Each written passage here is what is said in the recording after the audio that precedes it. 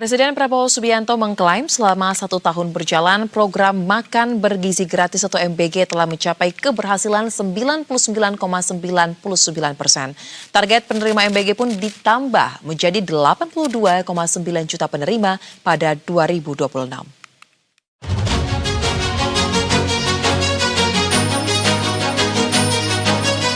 Kepala Badan Gizi Nasional Dadan Hindayada bersama Kepala Bappenas Rahmat Pambudi meninjau hari pertama program Makan Bergizi Gratis atau MBG di tahun 2026 yang berlokasi di SDN Kalibaru 1 Pagi, Cilincing, Jakarta Utara. Dadan menegaskan pemerintah terus memaksimalkan program MBG agar dapat memenuhi target 82,9 juta penerima manfaat di tahun 2026.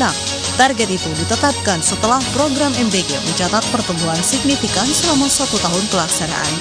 Hingga akhir 2025, jumlah penerima manfaat MBG telah mencapai 55,1 juta orang secara nasional.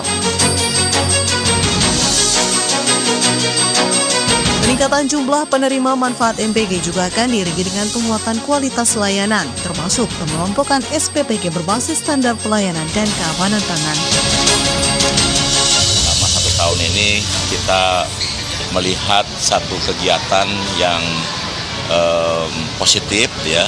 Memang di sana sini masih ada kekurangan dan kami terus perbaiki. Di tahun 2026 ini kita akan terus kejar target 82,9 juta. Sambil terus memperbaiki diri untuk sekaligus melakukan sertifikasi akreditasi. Sehingga kita akan bisa mengelompokkan satuan pelayanan pemenuhan gizi berbasis kualitas layanan dan itu akan mempengaruhi terhadap berbagai hal. Dan kami kejar target agar seluruhnya unggul sehingga makanan yang dihasilkan tidak hanya membuat anak menjadi tumbuh sehat, cerdas, kuat, dan ceria, tapi juga aman dikonsumsi. Alhamdulillah. Sementara itu di lokasi peninjauan yang berbeda, Wakil Kepala Badan Gizi Nasional Nanik Sudaryati memastikan pihaknya akan bekerja keras agar tidak ada lagi kasus keracunan MBG selama 2026. Nanik menjelaskan kasus keracunan MBG terus mengalami penurunan seiring penerapan evaluasi dan sertifikat layak hygiene sanitasi atau SHLS terhadap SPPG. Pihaknya bekerja sama dengan 17 kementerian dan lembaga negara mengawasi SPPG serta akan menindak tegas SPPG yang tidak memenuhi standar operasional prosedur. Kita melakukan pengawasan yang ketat, kemudian dari Kemenkes, dan sekarang kan dibentuk tim koordinasi. Jadi MBG ini tidak diawasi oleh BGN, ada 17 kementerian dan lembaga yang mengawasi. Bahkan kalau untuk keracunan sih hanya dari Kemenkes yang untuk mengeluarkan data. Alhamdulillah dari bulan Agustus September yang luar biasa, Anda melihat kan makin kesini makin berkurang. Tadi sudah saya sebutkan, antara lain karena kita ketat, SLHS wajib, karena kemarin banyak ditemukan E. coli di air sekarang harus menggunakan air galon bermerek yang maksudnya terjamin tidak ada bakterinya, bebas E. coli. Nah, itu kemarin. Kemudian sekarang kita juga akan keluar dalam waktu dekat yang keras mengenai dapur-dapur nanti yang tidak sesuai standar. Kita akan berikan peringatan 1, 2, dan ketika peringatan ketiga kita akan tutup. Atas capaian tersebut, Presiden Prabowo Subianto mengatakan program MBG telah berhasil 99,99%. Pemerintah pun akan terus mengejar agar kegagalan yang hanya 0,sekian% dapat diubah menjadi keberhasilan. Presiden Brazil menyampaikan kepada saya, mereka butuh 11 tahun untuk mencapai 40 juta penerima manfaat. Kita 1 tahun mencapai 55 juta. Kalau kita pelajari dengan objektif statistik, boleh dikatakan bahwa kita 99,99% berhasil. Lebih lanjut, Prabowo memastikan penerima manfaat program MBG akan diperluas hingga menjangkau seluruh desa di Indonesia pada 2026. Tim Liputan, Berita 1. Lantas pemirsa, seperti apa refleksi 1 tahun program Makan Bergizi Nasional? Kita akan membahasnya bersama dengan tenaga ahli utama Kedeputian 3 KSP, Mas Tri Santoso. Halo, selamat petang Mas Tri. Selamat petang, Mbak. Baik, Mas Tri, setelah 1 tahun berlangsung dan capaian disebut mencapai 99,99% nih tingkat keberhasilannya. Kira-kira dengan capaian yang sangat signifikan begitu, nyaris sempurna, apakah masih ada memang beberapa titik ataupun concern yang menjadi catatan mungkin langsung dari Presiden Prabowo Subianto untuk diperbaiki di tahun 2026 ini? Yang pertama, catatannya pasti ada. Setiap program pemerintah ini aktif di KSP ini, kami di kantor staf presiden selalu mengevaluasi setiap hari, setiap minggu, dan juga setiap saat, setiap bulan kita evaluasi. Bahkan tadi malam kami rapat sampai malam dengan Pak Wakil Kepala BGN gitu ya. Begitu juga hari ini, tadi siang kami rapat dengan 17 kementerian dan lembaga yang dikoordinatori oleh Kemenko Pangan untuk mengevaluasi MBG hari ini dan juga MBG yang sebelum-sebelumnya setahun terakhir, bahwasannya satu yang perlu dievaluasi terkait dengan kedisiplinan mitra, pemilik dapur dan juga pengelola dapur, kaitannya dengan higienitas untuk menekan angka keracunan dan kasus-kasus yang lainnya. Nah, ini untuk SLHS misalnya, sertifikat layak hygiene sanitasi.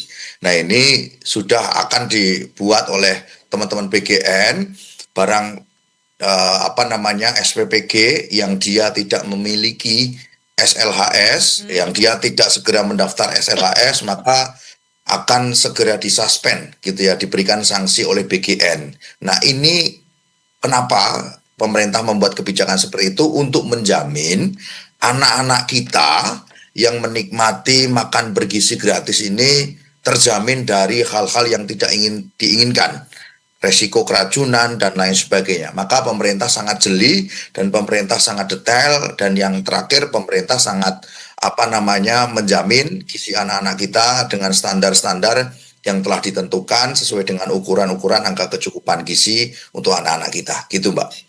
Baik, persoalan higienitas ya, kedisiplinan ini menjadi hal yang paling disorot untuk 2026. Nah, kemudian keberhasilan 99,99% ini, Mas Tri, bisa juga disampaikan terkait dengan indikator apa sih yang digunakan untuk dapat menghitung dan juga akhirnya mencapai pada kesimpulan program ini di 2025 telah melampaui dari apa yang sudah ditargetkan?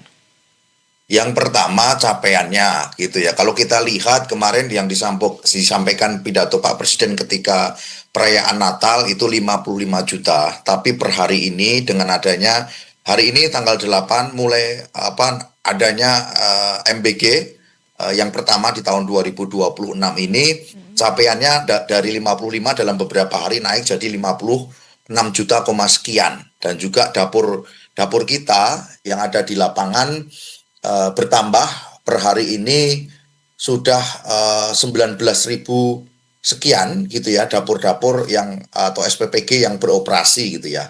Keberhasilan yang lainnya, Mbak, saya mau mencontohkan per hari ini juga, per malam ini data yang bisa saya baca di BGN gitu ya, kurang lebih melibatkan 5.702 koperasi. Itu baru koperasi.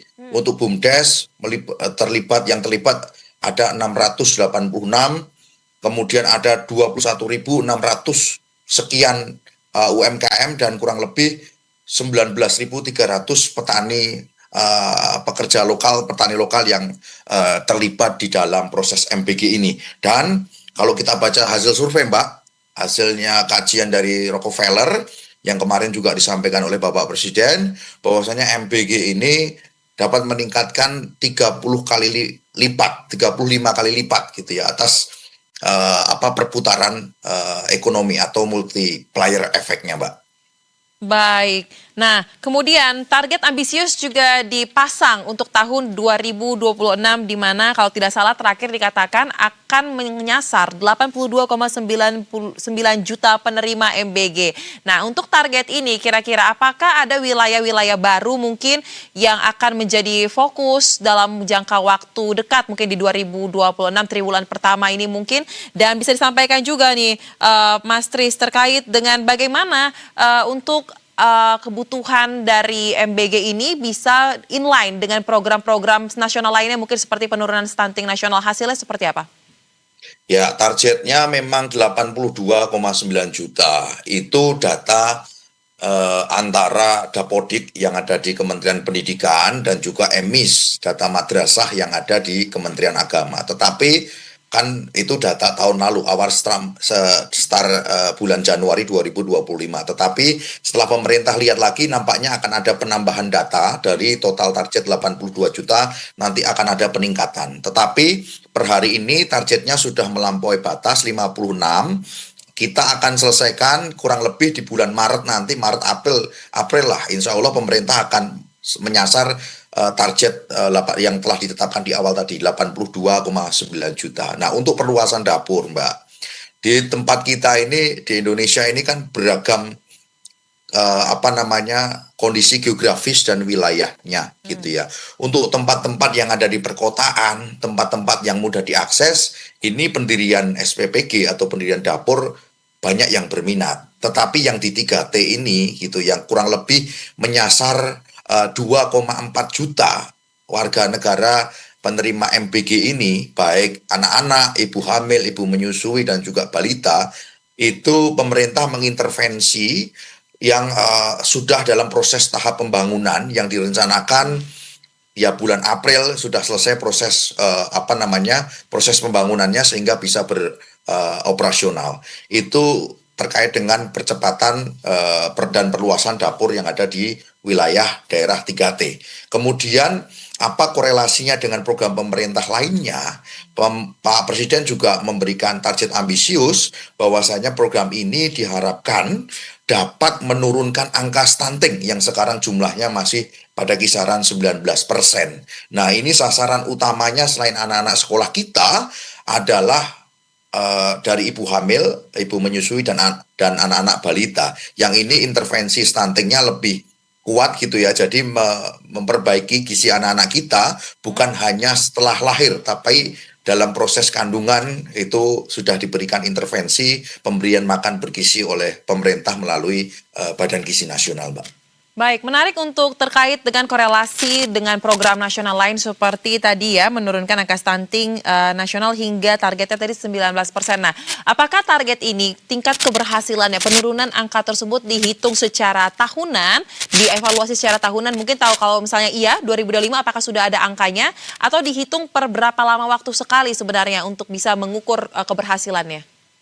Ya, ini kan di Kementerian Kesehatan, jadi ada program namanya Survei Status Gizi Indonesia, namanya SSGI. Ini dilakukan setiap tahun gitu ya, biasanya dirilis pada tahun berikutnya. Ini sedang proses di Kementerian Kesehatan, pada salah satu Direktorat Jenderal gitu ya, terkait dengan ukuran atau pengukuran stunting gitu ya. Kita nanti bisa melihat korelasinya terkait dengan program ini. Tetapi beberapa lembaga survei terkait dengan kesehatan juga sudah melakukan survei atas hal ini, seberapa berpengaruh makan bergizi ini kepada anak-anak kita. Berdasarkan data yang kita baca dan kita dapatkan, itu cukup berpengaruh gitu ya terhadap perkembangan gizi anak-anak kita. Baik, nah kembali terkait dengan salah satu hal yang akan diperbaiki, dikejar, yaitu mengenai kedisiplinan, mengenai higienitas tadi ya, SLHS. Nah, kalau begitu nanti dalam prakteknya ini, Mas Tri, apakah para dapur-dapur yang sudah existing ini sudah mulai melakukan pendaftaran dan juga sudah banyak yang mendapatkan terkait dengan kepastian akan menerima sertifikat SLHS, atau perkapan mungkin ini sudah mulai bisa dilakukan pemeriksaannya? Silakan.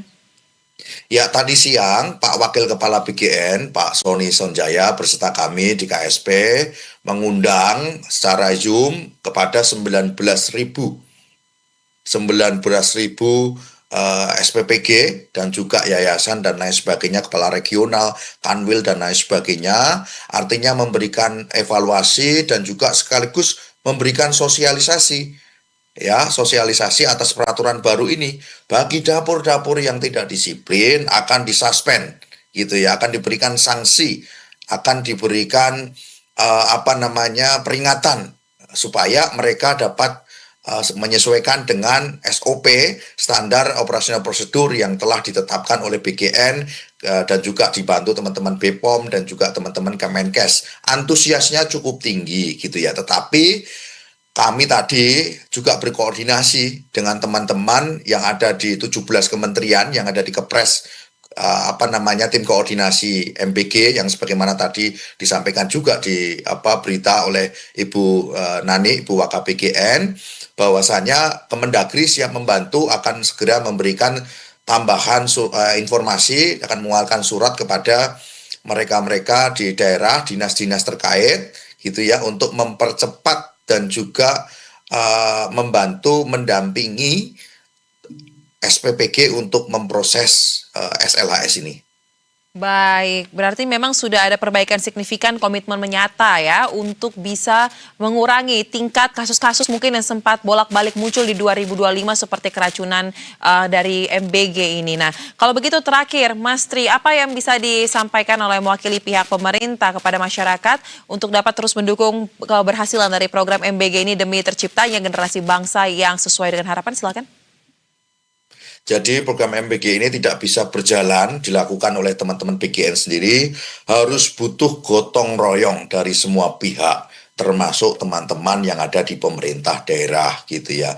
Kita lihat bisa di Solo misalnya, tidak ada zero kasus keracunan. Karena apa? Kepala daerahnya juga peduli. Jadi kepala daerah di Solo misalnya, dia setiap subuh itu setiap jam 3 melakukan rondanya tidak keliling kampung tapi keliling dapur-dapur SPPG, memastikan proses masaknya benar, proses packingnya benar, proses pendistribusiannya benar, supaya apa? Supaya ya tidak ada kejadian hal-hal yang tidak diinginkan. Jadi ini butuh peran semua pihak, dari tingkat desa, tingkat kelurahan, kepala sekolah sampai pemerintah daerah, kementerian lembaga lain bergotong royong untuk menyukseskan program super prioritasnya Bapak Presiden untuk mencapai target 82,9 juta yang telah ditetapkan oleh Bapak Presiden. Baik, kalau begitu kita akan kawal terus bagaimana program Pamungkas ini bisa dijalankan dan memberikan hasil seperti yang diharapkan pada tahun 2026 ini. Terima kasih Tri Santoso, perwakilan dari tenaga ahli utama Kedeputian 3 KSP telah berbagi analisa dan juga berbagi informasi bersama kami di Berita Satu Utama. Salam sehat, selamat kembali beraktivitas.